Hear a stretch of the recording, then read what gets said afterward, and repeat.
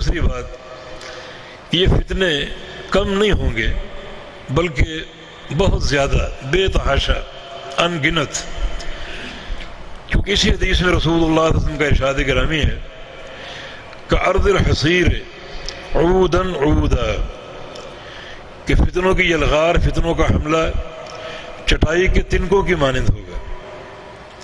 آپ نے چٹائی دیکھی ہو، وہ تنکوں سے بنتی ہے، تنکوں کو رسی سے منسلک کر کے ملایا جاتا ہے، ایک دو چار تنکے چٹائی نہیں بناتے، بلکہ ایک تنکا، پھر دوسرا، پھر تیسرا، پھر چوتھا، پھر 10واں، پھر 100واں، اور جتنی طویل چٹائی مطلوب ہو، تو یہ تنکے مل کے چٹائی بنتی ہے۔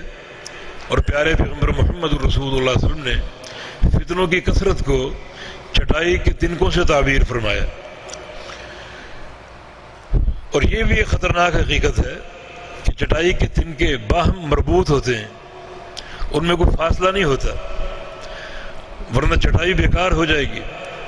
اس طرح فتنے بھی مربوط ہوں گے، ایک آئے گا، پھر دوسرا، پھر تیسرا، باہم ملے ہوئے، ملحق اور متصل۔ تو فتنے کثیر ہوں گے چٹائی کے تنکوں کی مانند، اور فتنے مربوط ہوں گے چٹائی کے تنکوں کی مانند۔ تو یہ دو خطرناک حقائق ہیں، فتنوں کا حملہ دلوں پر ہوگا، اور فتنے بڑی کثیر تعداد میں ہوں گے، کثیر تعداد میں۔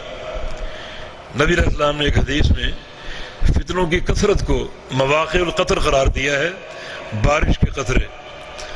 بارش جب برستی ہے تو بے تحاشا برستی ہے، اور یہ قطرے پے در پے گرتے ہیں، اس طرح فتنے بھی گریں گے۔ اور ایک حدیث میں رسول اللہ صلی اللہ علیہ وسلم نے ارشاد فرمایا کہ فتن کقطع اللیل المظلم، کہ فتنے ہوں گے سیاہ رات کی ٹکڑوں کی مانند۔ اب رات تاریک ہو تو وہ ٹکڑے نہیں ہوتے، بلکہ ٹکڑے باہم مربوط ہوتے ہیں، اور ایک اندھیرا چھا جاتا ہے۔ تاریک رات میں ایسا نہیں ہوتا کہ تاریکی ہو پھر نور ہو، پھر تاریکی ہو پھر نور ہو، بلکہ تاریک رات وہ ہے جس میں اندھیرا ہی اندھیرا ہو۔ یہ تشبیہ بھی فتنوں کی کثرت اور فتنوں کے باہم مربوط ہونے کی طرف اشارہ کر رہی ہے۔ ایک اور حدیث میں رسول اللہ صلی اللہ علیہ وسلم کا ارشاد گرامی کہ فتن تموج کموج البحر، سمندر کی لہروں کی مانند فتنے ہوں گے۔ یہاں ایک اور خطرناک حقیقت سامنے آتی ہے کہ لہریں تھمتی نہیں ہیں، ایک لہر پھر دوسری پھر تیسری، اور ہر دوسری لہر پہلی لہر کو چھوٹا کر دیتی۔